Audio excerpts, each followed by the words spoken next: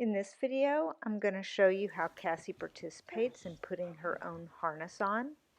In this case, it's the balance harness, and it's the slip over the head style.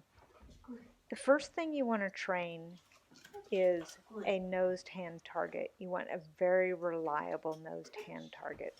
So you might take several days, several sessions per day before you get a very reliable nosed hand target.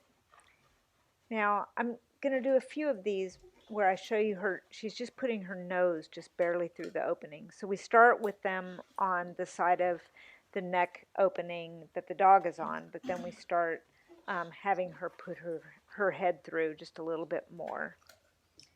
And there I just slipped it over the head the rest of the way.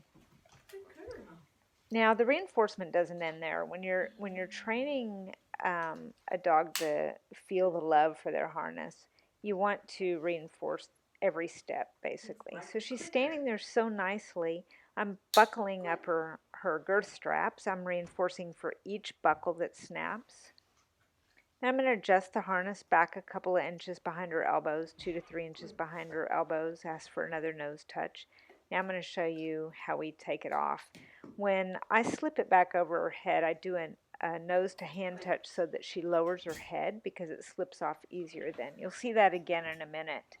It's just a much nicer way of removing it. So there you go. There's a fast nosed hand touch where we just slip it over her head.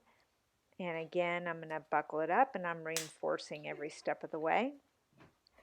I don't do this now. Of course, she has this behavior very strongly, but I still reinforce her for putting her harness on, just not every step of it.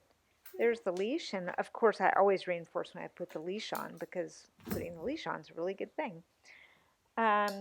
Here you can see the nose to hand target low down, so it slips off her head easily. Good girl.